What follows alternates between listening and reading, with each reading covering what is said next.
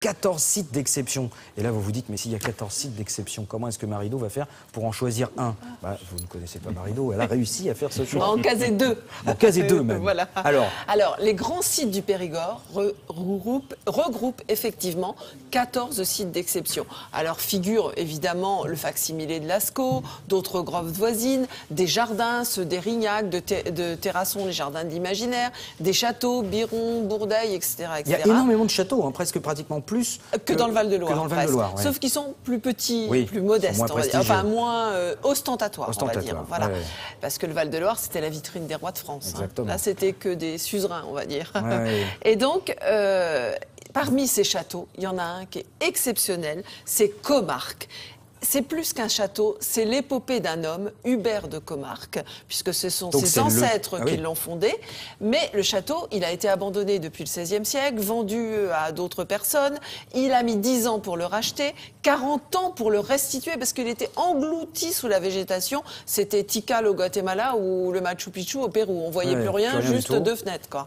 Et il a tout restauré. Vous allez voir, et c'est une leçon d'histoire sur 15 000 ans d'histoire, parce que ça date de l'époque magdalénienne, et c'est des strates qu'il a restituées. Alors, il reste peut-être des gens qui vont encore être en vacances, il reste tous les petits week-ends d'automne, allez visiter ce livre d'histoire à ciel ouvert, et si j'osais les envolées lyriques d'Henri Jean, je dirais c'est un Alléluia de Pierre. Voilà. C'est parti.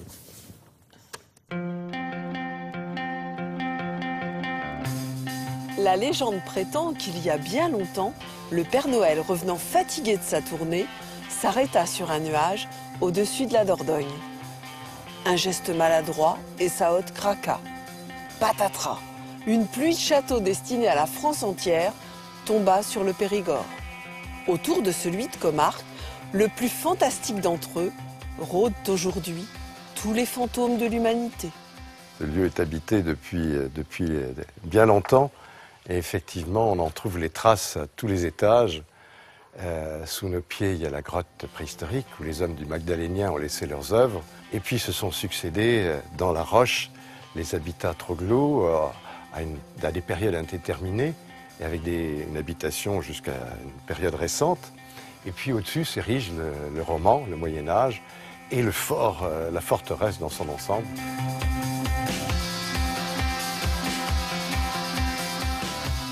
Il faut imaginer les troupeaux de rennes qui descendaient des plateaux, venaient s'abreuver à cette source qui est vraiment le départ de l'histoire du lieu.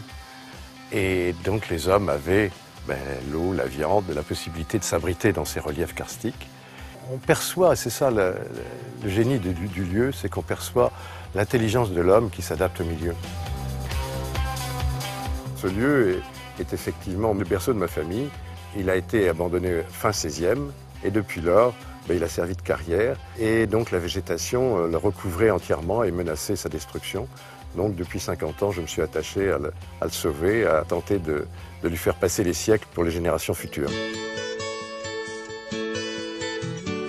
Les grands sites du Périgord ont eu la bonne idée de se regrouper.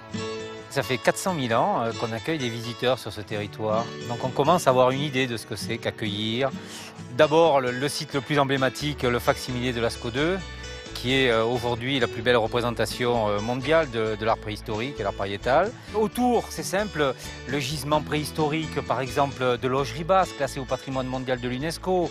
Vous avez des châteaux, bien sûr, qui nous ont rejoints. Vous voyez, un ensemble de sites qui font bien le complément de ce qu'est aujourd'hui la Dordogne. On part de moins 400 000 ans et puis on va se perdre dans le 18e avec les châteaux Renaissance et moyenâgeux. On n'oublie pas le passage sur ce site classé au patrimoine mondial, qui est le cloître de Cadouin, un site merveilleux qui aujourd'hui permet aux visiteurs, en plus du cloître, de visiter une abbaye et puis un village vraiment dédié au tourisme, comme on a envie de le retrouver aujourd'hui en Périgord.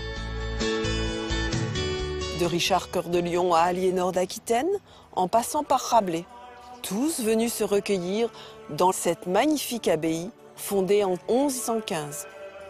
Un vitrail représente même Saint-Louis, qui n'y mit jamais les pieds, recueilli devant le suaire du Christ, qui finalement s'avéra être un faux. Le trésor de Cadouin, c'est son cloître.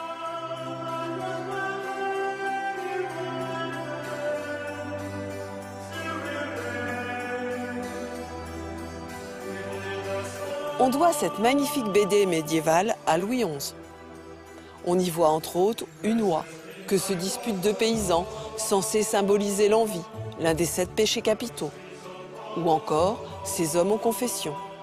Historique, sportive, majestueuse et authentique, c'est la Dordogne. Pour un bel été à remonter le temps.